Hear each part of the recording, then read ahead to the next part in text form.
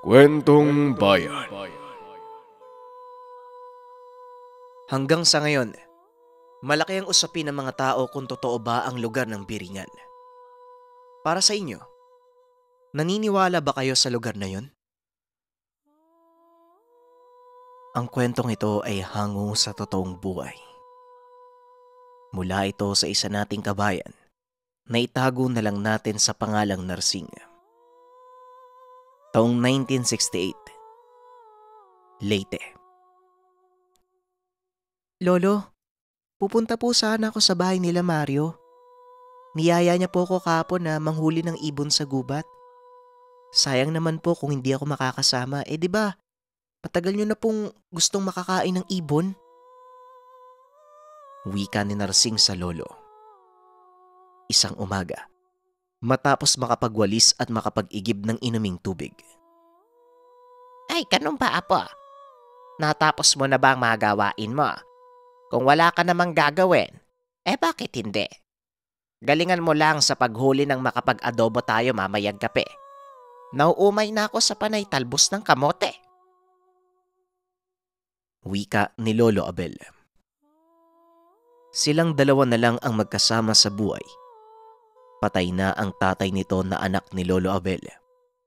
Habang ang ina naman, bigla na lang iniwan si Narsing sa pangalaga ng matanda.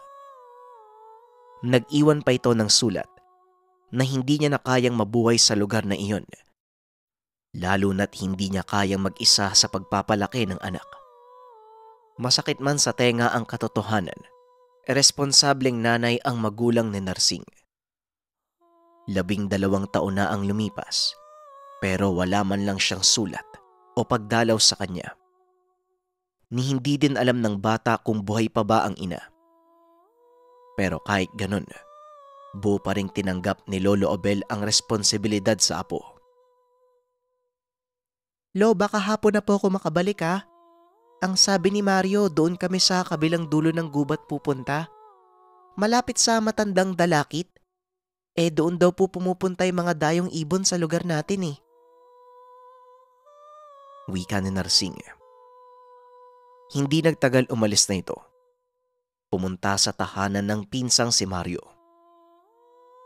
Nang makarating sa lugar, nakita niya ito na nag-iipon ng maliliit na bato para sa tirador. Ito ang gagamitin nila para makahuli ng mga ibon. Nang mga panong ito, halos lahat ng batang kaidaran nila may kwintas na tirador sa leeg. Mario, ano? Handa ka na ba? Akala ko naman, kahapon ka pa nakapag-ipon ng bala sa tirador. Bakit ngayon ka lang namumulot? Tanong ni Narsing. Meron na ako ito. Kaso sa tagal mo, nainip na ako. Kaya naisipan kong mamulot muna ng dagdag na bala. Tignan mo, ang gaganda ng bato. Hindi nagtagal nagpaalam na ang dalawa sa magulang ni Mario. Kasama ang dalawa pang kaibigan kagad na silang pumunta sa kakahuyan. Teka, dala mo ba yung paglalagyan natin ng mga ibon? Mamaya niyan, wala naman pala tayong lagayan. Wika ni Mario. Minsan ang nangyari na nanghuli sila ng walang lagayan. Kaya isa-isa pa nilang tinali ang mga paanang nahuli sa mga maliliit na baging na nakuha sa gubat. Oo naman, dala ko. Yung malaki na yung kinuha ko sa bahay para magkasya lahat ng mahuhuli natin. Teka, sigurado ko bang maraming ibon dun? Mamaya mga pipit lang yun eh. Masayang lang yung pagod natin. Kanino mo ba nalaman na maraming ibon? Tanong ni Narsing. Narinig ko kay Kilamang Pedro na nag-uusap nung isang araw. Nadaan nga daw sila dun ng asawa niya. Anay mo, halos magdilim daw yung langit sa dami ng mga nagkukumpulang ibon. Sigurado ako, madami tayong makukuha. Tugon ni Mario. Magdadalawang oras na lakad bago nila narating ang lugar. Malayo pa lang dinig na nila ang huni ng mga ibon. Papaikot ito sa napakalaking puno ng dalakit. O di ba sabi ko sa'yo madami sila eh. Eh di bilib ka na sa akin. Ang mabuti pa, ihandaan nyo na yung mga tirador nyo at nang makarami tayo. Wika ni Mario habang hinahanda ang tirador. Naku, siguradong matutuwa si Lolo kapag madami akong nahuli. Wika ni Narsing. Marahan nilang nilapitan ng puno at dahil sa ingay ng paligid, hindi napansin ng mga ito ang paglapit nila. Patuloy lamang sa paglipat-lipat ng mga sangang madadapuan ang iba't ibang uri ng ibon. May malalaki at meron ding maliit. May grupo na magkakaparehong uri at may iilan na naligaw lang sa lugar. Sinubukan ni Mario na asintahin ang mga ito. Oh, wag ka kasing magmadali. Wala ka tuloy natamaan. Wika ni Narsing. Muling tumira si Mario pero wala pa ring tinamaan hanggang sa sumabay na ang dalawa pang kasamahan. Ganon pa rin, walang natamaan. Labis ang pagtataka ng magkakaibigan. Napaka-imposible na sa kapal ng mga ibong naroon.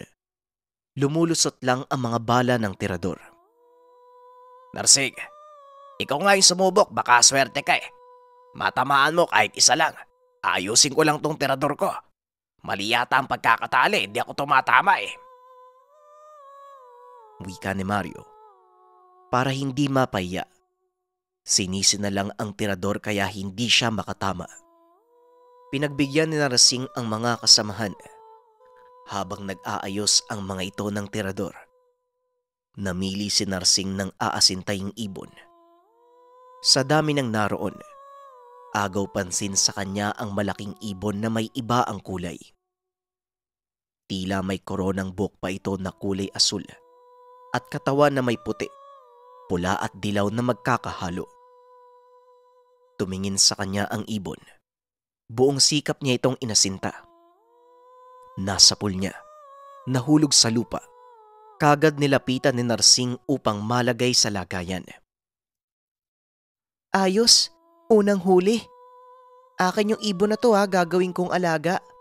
Iba yung itsura eh. Sa tingin ko nga, pwede ko tong turuan. Wika ni Narsing habang nakatitig sa malaking ibon.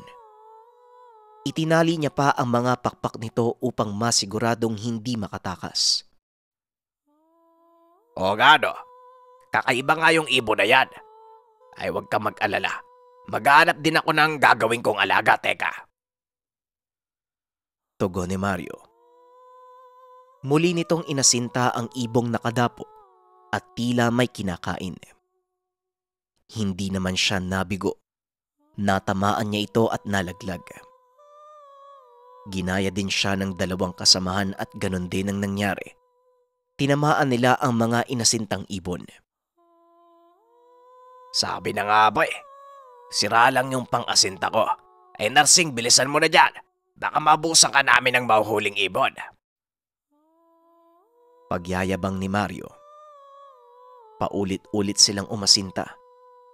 Labis naman ang tuwa ng magkaibigan na marami silang nahuli. Teka Mario, mukhang sobra na tong nakuha natin. Isa pa magagabi na no, ang mabuti pa. Umuwi na tayo, baka abutan pa tayo ng dilim sa gubat eh. Mahirap na. Alam mo naman yung kwento nila lolo sa mga nilalang na gumagala kapag gabi na. Wika ni Narsing. Hindi naman tumutol ang tatlo. Isa pa. Sobra pa sa sapat ang huli nilang ibon na mailuluto sa hapunan. Sa daan pa uwi, may nakasalubong pa silang babae at nagtanong kung saan nila nakuha ang napakaraming ibon. Nagtaka ang apat. Paanong nalaman na may dala silang ibon? Wala namang nakalitaw dahil nakatago ang mga ito. Diyan lang po sa may malaking puno ng dalakit. Marami po dun eh. Kung gusto nyo po, makakahuli din po kayo dun. Kaso gabi na po eh, delikado po sa gubat. Ano po bang sadya nyo dito? Tanong ni Narsing. Hindi naman sumagot ang babae. Nagpatuloy lang sa paglalakad na tila may kung anong binabanggit. Narinig niyo? Ano kayang alaga yung susunduin niya sa kakahuyan? Tanong ni Narsing sa mga kasamahan. Ano bang alaga yung sinasabi mo dyan? Hayaan mo na yung ali. Baka may kasama siya doon. At saka malay mo, aswag yon. Pananakot ni Mario sa mga kasamahan. Alam niyang matatakotin si Narsing sa mga usapang aswang. Nainis naman si Narsing sa pagbibiro ng pinsan. Nagmadali na itong naglakad palabas ng kakahuyan. Hindi nagtagal narating nila ang baryo at nagmamadaling pumunta ang magpinsan sa bahay ni Lolo Abel. Habang yung dalawang kasamahan naman, umuwi na sa sariling tahanan. Bilisan mo, Narsing. Hatiin na natin yung mga nahuli. Nangangati na ako. Gusto ko ng baligo. Wika ni Mario. Pantay nilang hinati ang bilang ng mga nahuli. Maliban sa kakaibang ibon na itinabi ni Narsing para maging alaga. Nang makaalis si Mario, kagad namang inilagay ni Narsing ang mga huling ibon sa lamesa. Nagpakulo siya ng tubig upang malinisan. Inilagay niya ang kakaibang ibon sa kulungan ng mga manok ng lolo na ibebenta sa bayan. Plano niyang bukas na lang ito gawa ng hawla. Bagyang napatigil si Narsing nang makita na lumuluha ang ibon. Kinukusot pa ng bata ang mga mata upang matiyak kung totoo ba ang nakita o pinaglalaroan lamang ng mata.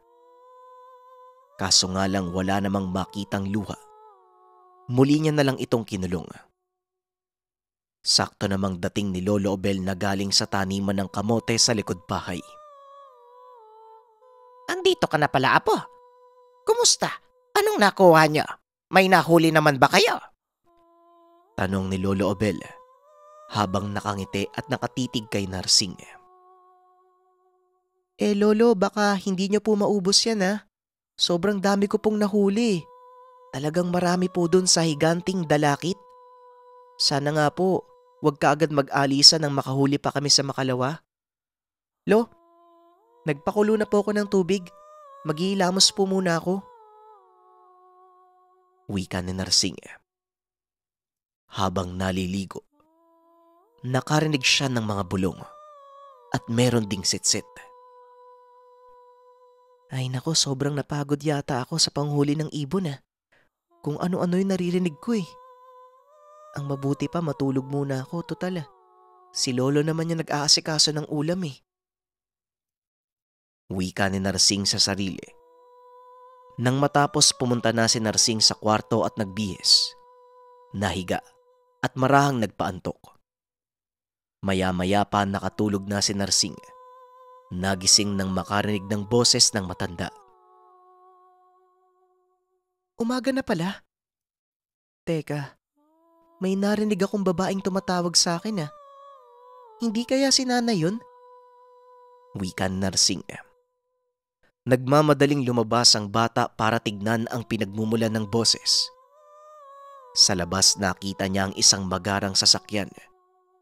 Huminto sa tapat ng sariling tahanan. Lumabas dito ang isang babaeng nagpakilala bilang Ederlina.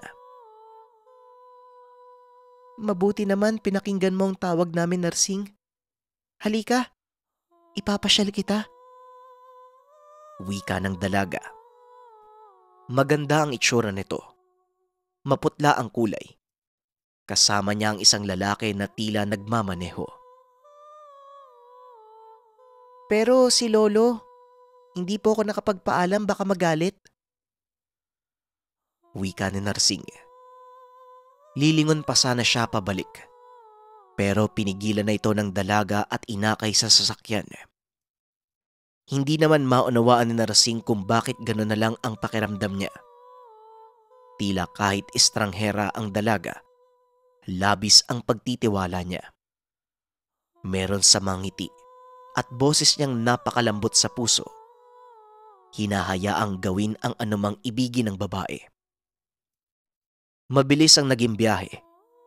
Kagad nagpapalit ang mga taniman sa paligid. Hanggang sa biglang dumilim.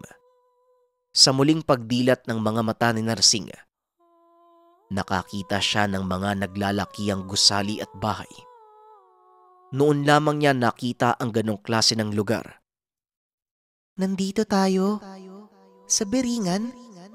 Dito yung tahanan namin eh. Sana magustuhan mo. Mukhang nag-uumpisa na yung salo-salo oh. Wika ng dalaga. Nagulat si Narsing dahil ang kanilang sinakyan kanina napalitan ng karwahe at merong napakagandang kabayo. Hindi niya na masyadong pinansin. Napakaliwanag ng lugar at sobrang ganda. Inakay ng dalaga at ng lalaking nagpakilalang Miguel si Narsing papasok sa gusaling may napakataas sa pintuan. Napapatingala pa si Narsing sa pagsipat sa itaas. Nang makapasok, maraming tao ang naroon. Subalit nakakapagtaka naman na nahihirapan siyang maaninag ang mga ito. Sa oras na titigan, biglang nanlalabo ang paningin ng bata. Maya-maya pa, narating niya ang napakahabang mesa na may iba't ibang uri ng mga pagkain. Subalit umagaw sa pansin niya ang 3 uri ng kanin na nasa gitna ng lamesa. Isang pula, itim at puting kanin na kanina nasa magkakaibang hugis na bandehado. Isa pang napansin ni Narsing ang hindi pagkuha ng pagkain ng mga naroon at tila nakamasid lang sa kanila. Ganito ba kapag mayayaman? Walang pakialam sa mga pagkain? Palagi lang nag-uusap? Tanong ni Narsing sa sarili. Hanggang sa makasagi siya ng babaeng nakayuko. Natatakpan ng puting belo ang muka. Huwag kang dadampot ng kahit anong pagkain. Wala ka dapat dito eh. Umalis ka na. Wika ng misteryosong babae. Napakunot ang noo ng binata dahil hindi niya maintindihan ang sinasabi nito. Napaisip siya kung bakit pinagbawalan siyang kumain. Nang muling lingunin, wala na ang babae. Si Ederlina ang naiwan. Muli siyang niyaya upang tikman ang alinman sa mga inihanda sa hapag. Subalit naalala niya ang mga sinabi ng misteryosong babae. Kasabay ng pag-alala sa kwento ng lolo tungkol sa mga engkanto at sa puti at itim nitong kakanin. Ngunit ngayon sa harapan niya, may pula sa mga pagpipilian. Kaya nagpa siya itong wag kumain ng alinman doon. Napansin niya ang pag-iba ng tono ni Ederlina mula sa malambing papunta sa pagalit at halos bulyawan mapilit lang na kumain si Narsing. Nagsimulang umiyak ang bata. Nagmamakaawa itong gusto nang makauwi dahil hinahanap na siya ni Lolo Abel. Sa ginawa ng bata, biglang tumigil ang mga taong nag-uusap sa paligid. At nang dumilat si Narsing, nasa isang kwarto na siya. Wala ni isang tao. May nakita siyang nilalang. Nakaupo sa malaking upuan na tila gawa sa kakaibang bato. Kawangis ng tao, ngunit natatakpan ng anino ang kalahati. At mula sa tuhod, hanggang sa paa lang ang nakikita ni Narsing. Sa tansya niya, 5 beses itong mas malaki kay Lolo Abel. Nakakatakot ang boses nito. Sino po kayo? Meron po ba kayong kailangan sa akin? Ibalik niyo po ako sa bahay. Hinahanap na po ako ng lolo ko eh. Wika ni Narsing. Ang lakas ng loob mong utusan ako. Si Belanor na hari sa lupain. Sabihin mo, ano ang mararamdaman mo kung ikulong kita sa hawla, kagaya ng ginawa mo sa kaibigan ko? Narsing, hahayaan kitang makauwi. Sa pagkakataong ito, hindi ka nababagay sa mundo namin. Pero, kung hindi makakauwi ang kaibigan ko, sapilitan kitang ikukulong dito sa Beringan habang buhay. Tugon ng nilalang. Nang imulat ang mga mata, nasarap siya ng tahanan hanggang sa makita ang napakaraming taong naroon. Tila may pinapanood sa loob ng bahay. Pagkapasok, nakita niya ang matandang manggagamot na si Tata Ruben na may ginagamot sa loob ng tahanan. Si Lolo? Ano pong nangyari sa kanya? Sigaw ni Narsing. Ang buong akala niya si Lolo Obel ang ginagamot nito. Subalit nanigas siya sa kinakatayuan nang makitang katawan niya ang naroon at pinapausukan ng matanda. Nandito na siya. Nakabalik na ang diwa ni Narsing. Wika ni Tata Ruben. Matapos nun, tinanggal ng matanda ang bilog na bato na nakalagay sa mga palad ni Narsing. Doon biglang umikot ang paningin ng bata at ng magkamalay. Pinagkaguluhan siya ng mga kapitbahay. Naroon si Lolo Obel. Hindi mapigilang maiyak nang makita ang apo. Maligayang pagbabalik sa iyo, Narsing. Mabuti't pinayagan ka pang makauwi dito. Alam mo ba, 3 araw ka ng tulog. Wika ni Tata Ruben. Kaya maraming tao sa harapan ng bahay. Inakala ng mga ito na patay na si Narsing. Nakikiusyoso kung mabubuhay ba muli ang bata. Nilinaw ni Tata Ruben na wala siyang kakayahang bumuhay ng patay. Nagkataon na humiwalay lang ang diwa ni Narsing sa pisikal na katawan, kaya aakalaing patay na talaga ito. Kaagad na bumangon si Narsing at pinuntahan ng kakaibang ibon. Nagulat ang mga naroon dahil wala siyang napansing ibon sa loob ng 3 araw na nagpapabalik-balik sa kanila. Maging si Lolo Obel hindi nakita ang ibong iyon. Namalas ng mga tao ang kakaibang uri ng napakagandang ibon. Nagmamadali si Narsing na lumabas at pakawalan ito. Alinsunod sa naging kasunduan nila ng nilalang. Patawad sa'yo, ibon ah. Kung nasaktan ko kayo at nahuli ko kayo, malaya na po kayo. Wika ni Narsing. Nang bitawan niya ito, marahang lumipad papaitaas hanggang sa naglaho sa paningin nila. Naikwento ni Narsing ang lahat ng karanasan habang walang malay ang katawan. Nabanggit din niya ang lugar ng Biringan. Isang araw, babalikan ka ng mga tao mula sa Biringan.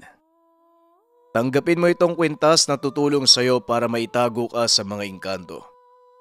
Hindi sila titigil hanggat sa makuha ka. Bihira lang ang nakakalabas doon. Dahil sa oras na mapunta ka sa lugar na yun, hindi ka na makakalis pa. Wika ni Tata Ruben. Hanggang sa tumanda na si Narsing, hindi niya hiniwalay ang kwintas sa katawan. Ayon pa dito, bagamat mabagal ang oras sa lugar na yon at naroon na ang lahat ng gusto ng isang normal na tao, malulungkot siya dahil hindi yon ang totoong mundo. Hindi yon ang mundo ng mga tao. Hindi na muli pang nagpakita kay Narsing ang alinman sa mga engkantong nakausap, maging ang misteryosong babae na tumulong sa kanya sa loob ng Biringan.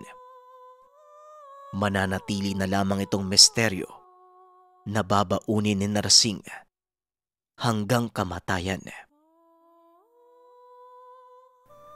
Ang kwentong ito ay hango sa totoong buhay. Mula ito sa isa nating kabayan na itago na lang natin sa pangalang Banong, taong 2007, probinsya ng Iloilo. Diyos ko, may halimaw sa tubig. Banong, mag-ingat ka. Nasa likod mo ang Banong, dapa! Wika ng tinig. Kasabay ng pagdapa ni Banong, inihagis ng kaibigan ang dinamita sa halimaw sa tubig. Ngunit aksidente naman na sa maling direksyon tumama ang hawak na pasabog. Ito ang huling natatandaan ni Banong nang tinulungan siya ng mga kaibigan. Buong akala ng binata yun na ang katapusan niya bago pa man mawalan ng malay. 1 buwan ang nakalipas matapos ang insidente. Aba, Ang dami mo na namang huling pugita at pagi ah. Ang galing mo talaga sa panguhuli, Banong, no? Akalain mo nga naman. Ang dami nang gumagaya sa'yo pero iba talaga ang galing mo. Pwede ko bang mabili ang isang pagi? Masarap sa gatayan. Yan na ang uulamin ko mamayang tanghalian. Wika ng kaibigang si Tonyo. Naku Tonyo, hindi ka naririnig niyan. Lakasan mo ang boses mo. Alam mo naman, mula nang madisgrasya yan ang dinamita sa pamamalaot kasama yung kaibigan niya, sobrang nanghina yung pandinig ni Banong. Wala pa din kaming pera sa pampagamot sa kanya eh. Kung kaharap mo siya, madali kanyang naiintindihan. Pero kung andyan ka... Wika ng asawa ni Banong na si Risa. Ha? May pinag-uusapan ba kayong dalawa? Oh, Pre Tonyo, napasyal ka. Tamang-tama. Ipapatid ko sana sa iyo yung isang pagi. Medyo madami na kasi ititinda ni Risa mamaya. Oh, kataan mo pre ah. Pangpulutan mamaya ano? Tugon ni Banong. Sabi ko na sa iyo eh. Banong, gusto niya sana bilhin yung pagi kaso hindi mo siya narinig. Hay nako. Sige na nga. Mas maganda kung malako ko na ito na mas maaga. Umuwi ka na at magpahinga, Banong. Oh, bakit mo naman tinatanggal yung buntot ng mga pagi? Saan mo naman dadalhin yan? Kahapon, may inipon ka din dun sa atin eh.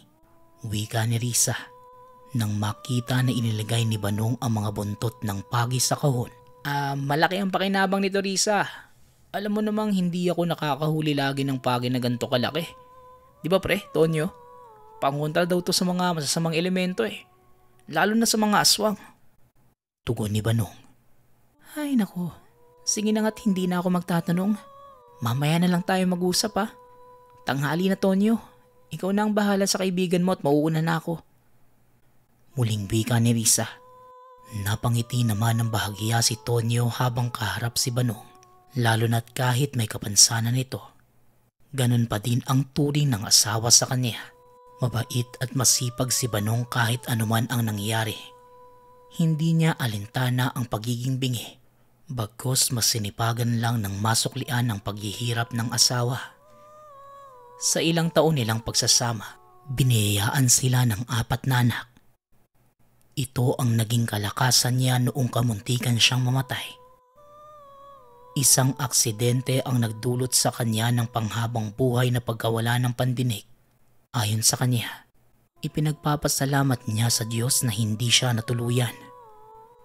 Ngunit ang kinakabahala ni Banong, muli niyang nakita ang dahilan kung bakit siya na aksidente. Nararamdaman din niya ang pamilyar na presensya sa paligid. Kaya mahirap man ipaliwanag sa asawa. Naghahanda na ito kung sakaling sumalakay muli ang sinasabi niyang halimaw sa tubig. Tanghaling tapat na makauwi si Risa mula sa paglalako. Samantalang si Banong naman, kasama niya ang anak. Naabutan niya ang mag-ama na nagpapatulis ng mga habak sa gilid ng tahanan. Nagtataka man sa mga kinikilos ni Banong. Mas pinili ni Risa ang unawain kaysa tanungin ng asawa. Sa tagal ng kanilang pagsasama, ngayon lamang niya ito nakitang naghasa ng habak. Sa pagkakaalam ni Risa, ginagamit lamang ito ng mga manunugis ng mga nilalang o kaya naman para pang depensa o pangontra sa mga masasamang loob. Sumagi din sa utak ni Risa na baka may kagalit ang asawa. Oh, Nay, andiyan ka na pala. Tay! Tay! Ay naku, si tatay talaga. Nasa gilid na nga ako eh, hindi pa ako marinig. Wika ng panganay na si Tikboy. Hayaan mo na anak, baka masyado lang nawiwili ang tatay mo sa ginagawa niya. Nakasaing na ba kayo? Parang may pinaghahandaan ng tatay mo Tikboy ah. Nasaan ang mga kapatid mo? Kalabidin mo na nga yung tatay mo na makakain na tayo. Wika ni Risa. Ano?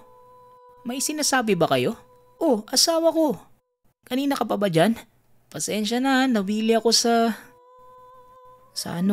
paghahasa. Ano bang gagawin mo sa mga yan? Saka naninibago na ako sa'yo. May mga buntot pagi ka pa na nakabilad. Abay, saan ka ba lalaban? Tanong ng asawa. Ha? Bakit ka naman sumisigaw? Narinig naman kita eh. Ito ba? Mahirap ikwento pero saka na. kung sigurado na ako sa mga nakita ko noong nakaraang gabi.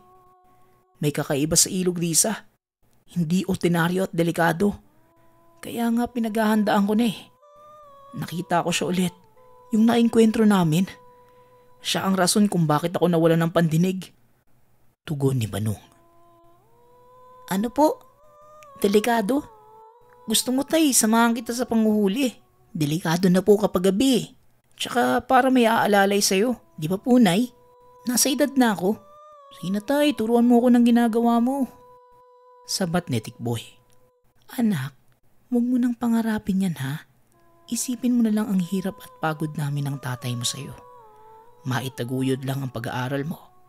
Saka pakiusap, pagbutihin mo nang sa ganon. Pag makapagtapos ka, ikaw naman ang aalalay sa mga kapatid mo. Pwede ba yun? Tugon ni Risa. Niligpit na ni Banong ang mga gamit. Nakakunot ang noo habang tinitignan kung ano ang pinag-uusapan ng mag-ina. Matapos magligpit, inarap niya muli ang asawa. Sa pagkakataong iyon, nakikita niyang may sinasabi ang bibig. Ngunit hindi naman niya maunawaan. Napansin din ni Banong na nalungkot ang anak habang kaharap ang ina. Batid niyang may sinasabi si Risa kay Tikoy. Kaya inawat na ito ni Banong at dinala sa loob ng tahanan. Hindi kalakihan ang bahay ng pamilya. Sakto lang sa mag-anak. Ilang sandali pa ang lumipas na matapos mananghalian. Nagpaalam na si Banong na pupunta kila Tonyo. Ayon sa kanya, mag-iinuman sila at kanina pa siya hinihintay. Hindi naman tumutol ang asawa. Naiintindihan ni Risa na minsan kailangan ni Banong na magpahinga o malibang. Dagdag pa ni Risa, hindi naman abusado si Banong. Alam nito ang kanyang limitasyon at hangganan. Isa pa, hindi naman malayo ang pagitan ng tahanan ng kaibigan. Kaya hindi masyadong nag-aalala si Risa. Nang makarating si Banong sa tahanan ni Tonyo. Ano pre? Tubaba o vino? O syuktong na lang kaya? Upo ka na muna dyan. Iahanda ko lang ang mesa. Dadating daw si Bart eh. Kaso may masamang balita. Gusto ko nga niyang makausap eh. Wika ni Tonyo.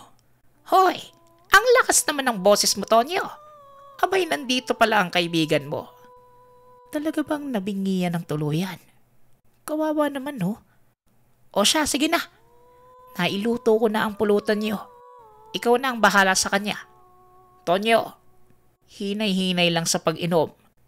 Pupunta muna ako kinason. Makikiusyoso ako sa nangyari. Anong oras daw ba dadating si Bart? Tanong ng asawa ni Tonyo na si Meli. Ayun na pala, papasok eh. Sige na, ako na ang mag-aasikaso sa kanila. Salamat sa pagluluto ng pulutan ha. Ingat ka. Tugon ni Tonyo. Sinundan lang niya ng tingin si Meli habang papalayo. Ilang sandali lang ang lumipas nang mailatag ang lahat. Nagsimula na si Bart sa pagsasalaysay kay Banong. Ayon sa kanya, natagpuan ang katawan ng asawa ni Ason sa ilog. Wala nang buhay at ang masaklap. Butot balat na lang ang natira. Dagdag pa nito, sa loob ng ilang oras na hindi nakauwi. Ganon na kaagad ang sistema ng bangkay. Tila hinigop ito ng kung anong nilalang. Napatakip naman ang mukha si Tonyo sa pagkagimbal. Maging siya hindi makapaniwala sa kwento ni Bart. Samantalang si Banong naman, hindi nasundan ang kwento ng kaharap. Pagaman may mga naiintindihan, ngunit hindi naman niya maunawaan dahil napuputol ito sa pandinig. Umakto na lang siya na naiintindihan niya. Umarte na lamang siya na naiintindihan niya ang nangyayari. Nahalata naman ito ni Tonyo. Sinabihan niya si Bart na mas lakasan ng pagsasalita. Pasensya na Bart ha. Hindi ko masyadong maintindihan yung buong kwento mo eh. May ilan lang. Pasensya na kayo ha. Hayaan nyo. Sisikapin ko magpatingin ng mapagaling itong diferensya ko. Wika ni Banong. Ayos lang yan pare. Andito talaga ako para balaan ka eh. Mula pa nung nakaraang linggo, putok na sa karatig baryo ang tinatawag nilang Shokoy. Diyan daw sa may ilog natin. Wika ni Bart. Parang wala naman akong nababalita ang ganun na nakaraan ah. Dito na tayo tinubuan na puting boke. Pero ang pinagtataka ko lang, paano nagkaroon ng ganyang nilalang sa ilog natin? Posible kayang may hinahanap? Kung titignan niyo ha, sa pagkakaalam ko sa dagat nang makikita ang mga shokoy. O kaya naman sa mga masusukal na bahagi. Yung ilog natin, sa dami ng tao sa araw-araw parang imposible. Pero Bart, kung totoo nga yun, mukhang alam ko na ang pakay ng shokoy na yan. Tugon ni Tonyo. Si Banong? Oo nga pre, yan din ang nasa utak ko. Paring Banong, nakapagpagamot ka na ba sa albularyo? Sa tingin ko, namarkahan ka ng nilalang na yun eh. Di mo lang siguro alam. Dagdag ni Bart. Napailing na lang si Banong dahil malabo talaga ang naririnig. Ngunit ganun pa man, sinikap niyang pagdugtungin ang sinasabi ng mga kaharap. Tahimik na lang na tumatagay si Banong habang ang dalawa naman napakaseryoso ng pinag-uusapan. Dahil sa hindi din naman naiintindihan, minabuti niyang umuwi na lang at nagayos ng mga gamit panglaot. Hindi naman siya nalasing kahit nakainom. Ilang baso lang ang naitagay niya. Naabutan niyang kasama ng asawa ang mga anak na naghahanda na para sa hapunan. Tinitigan niya ito isa-isa at inisip na paano na lang kung may mangyari sa kanya. Ilang saglit pa, nang hindi nakatiis nilapitan niya ang mga ito at niyakap. Napangiti naman ang asawa nang makita si Banong. Batid ni Risa na mabigat talaga ang pinagdadaanan ng asawa. Ngunit hindi nito na ibabahagi sa kanya. Ganon pa man gusto niyang makita at maramdaman ni Banong na kahit anong mangyari, meron siyang pamilya na lagi nakaalalay sa kanya. Abay, nakahanda ka na tay. Pwede po ba akong sumama? Wala naman po akong pasok bukas eh. Saka tay, para may taga-alalay ka man lang ng pain. Wika ni Tikboy.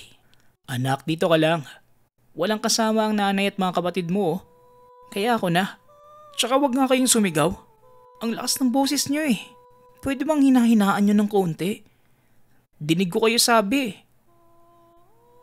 Tugon ni Banong. Isama mo na. Ayos lang kami dito. Tsaka sige ka, sasama na naman ang loob niyan pag hindi mo pinayagan. Dagdag ni Risa. Ngunit madiinan nilahad ni Banong na hindi pwede at delikado lalo't paggabi na. Ayon sa kanya, saka na lamang niya ito isasama kapag wala nang banta sa lugar. Wala namang nagawa pa si Risa. Matapos ang hapunan, bitbit ni Banong ang gamit na panghuli. Naglagay din ito ng habak at itak. Bukod dito ay may dala pang binilog na buntot pagay na isinukbit niya sa gilid ng suot na pantalon. Hinanda na din ni Banong ang flashlight na ilalagay sa ulo pang ilaw para sa madilim na daanan. Ilang sandali pa nagpaalam na ito sa asawa habang binabagtas ang daan papunta sa ilog. Hindi niya namalayang nakasunod pala ng palihim ang anak. Wala din siyang kaalam-alam na nagsukbit din ito ng gamit kagaya niya. Laking gulat ni Banong nang makita na nauna pa si Tikboy sa bangka habang tumatawa. Ano bang ginagawa mong bata ka? Bakit ka sumunod? Umuwi ka na. Hindi ka pwede. Natigilan si Banong sa pagsasalita nang tumayo ang anak sa gitna ng bangka. Sinabi na meron itong nakita sa tubig. Anak Tikboy, ayos ka lang ba? Pakiusap anak, bumaba ka na sa bangka at umuwi. Wika ni Banong. Narinig mo ba tay? Ay kumakanta eh. Saka hindi na ako uuwi. Ang layo na tsaka madilim na po eh. Tara na tay, sumakay ka na po. Pero nakakakilabot po talaga yung tunog eh. Tugon ni Tikboy. Diyos ko na bang bata ka. Lakasan mo ang boses mo at medyo malabo. Sige na, umayos ka na ng pagkakaupo. Malayo nga naman kung babalik ka pa. Ito, hawakan mo yan. Huwag ka nang maingay. Wika ni Banong. Habang nagsasagwan, nakaramdam muli ng kakaibang presensya si Banong Ganun pa man ayaw niyang magpahalata ng hindi matakot ang anak. Ilang sandali pa, may biglang tumulak sa bangkang sinasakyan. Nawala ng kontrol si Banong sa pagsasaguan ngunit kinalman niya ang sarili. Kahit nababahala, pilit pa rin niyang hindi pinapahalata sa bata ang nangyayari. Tay, ayos ka lang po ba? Tulungan na lang. Natigil sa pagsasalita ang bata nang may muling humampas sa bangka. Sa pagkakataong yon, hindi na maitago pa ng ama ang nangyayari.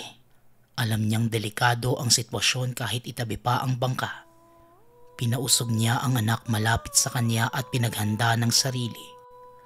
Ayon kay Banong, hindi dapat sila matakot dahil ang lugar na yon ay hindi teritoryo ng nilalang. Dagdag pa niya sa anak, walang kahit anong nilalang na makakasindak sa kanila, kahit ang demonyo ng karagatan. Sige nga, kung matapang ka, lumabas kang halimaw ka. Kamunti ka muna akong mapatay nung nakaraan eh. Pero sa pagkakataong to, may kalalagyan ka na sa akin. Sigaw ni Banong, ngunit bigla silang nakarinig ng napakatinis na tunog sa buong lugar. Napatakip sa tenga ang anak at napasigaw sa sobrang sakit. Dahil bingi si Banong, hindi niya alintana ang anumang tunog na pinakawala ng nilalang. Pinadapa niya ang anak sa gitna ng bangka at hinanap kung saan nanggagaling ang tunog. Nasa ulo niya ang flashlight kaya makikita niya kung sakaling may mahagip ng ilaw. Sa pagmamasid ni Banong, may nahagip siyang kamay. May mga mahahabang kuko na may nakadikit pang mga talabas sa balat. Habang nakadapa ang anak na tuluyan ng nawalan ng malay, inihanda niya ang sarili sa pag-atake. Ilang saglit pa nang hindi bumibitaw ang nilalang sa pagkakahawak sa bangka. Binunot ni Banong ang buntot page at minasiwas sa bawat gilid ng bangka. Panay lang sa paghampas kahit hindi niya nakikita ang natatamaan. Ilang sandali pa may tumulak sa bangka. Kaya nawalan ng balanse si Banong at nahulog sa tubig. Alam niyang gagawa ng paraan ang nilalang para mapatay siya. Ngunit hindi ito nagpatinag. Dala ang habak. Lumangoy siya pabalik ng bangka at akmang aakyat na sana. Ngunit biglang may humawak sa paa at tinatak siya pailalim. Nakipagbunos si Banong sa nilalang. Ramdam niya ang pagtagos ng mga kuko sa katawan. Halos maubusan ng hininga hanggang sa biglang sumagi sa utak ang anak. Buong lakas niyang tinarak ang habak sa kahit anong direksyon. Hindi niya alintana kung saan tumatama ang pagtarak hanggang sa kumalas na ang humahatak sa kanya. Habol hininga itong bumalik sa bangka. Kahit may mga sugat sa katawan, hindi niya inisip ang sarili, kundi si Tikboy na wala pa ding malay sa bangka. Nagmamadaling sinampa ni Banong ang bangka sa gilid ng pangpang at ginising ang anak. Nangihina na ito dahil sa mga natamong sugat. Ngunit sa isip niya, kailangan na nilang umalis ng lugar. Anak, Tikboy, gising! Diyos ko, tulungan niyo po kami.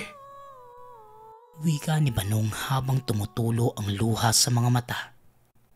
Tay, asan na po tayo? Tugon ni Tikboy. Salamat sa Diyos, anak. Kaya mo ba maglakad? Tayo na, anak. Kailangan natin makalayo dito. Muling wika ni Banong. Itay, kaya ko po pero kayo. Basang-basa po kayo. Diyos ko, tay. Ang dami niyo pong sugat. Tara na po. Tulong! Tulungan niyo kami! Sigaw ni Tikboy. Hanggang sa narinig muli nila ang atungal ng nilalang. Ni hindi ito makita ng bata kung saan banda dahil madilim. Maging si Banong, hindi niya malaman kung ano ang nangyayari.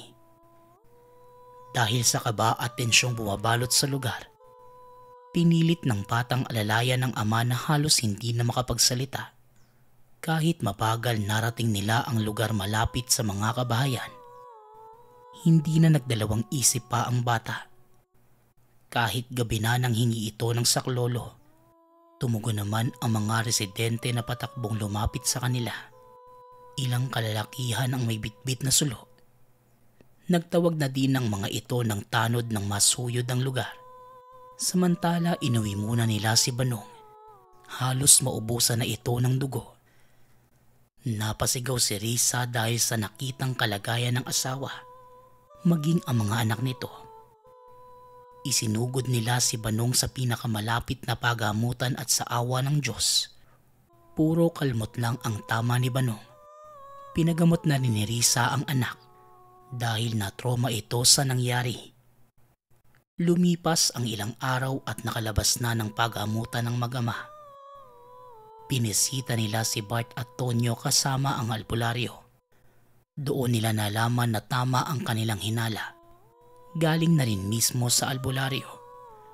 Namarkahan ito ng nilalang at nais na mapatay si Banong. Dagdag pa ng manggagamot. Ang mga ganitong nilalang ay hindi titigil hanggat hindi nakukuha ang namarkahan. Ngunit ayon sa albularyo, tatanggalin niya kay Banong ang marka ng nilalang nang matigil na ang panggugulo ng mga syokoy. Nagsagawa ng malawakang paglilinis ng aura ang albularyo.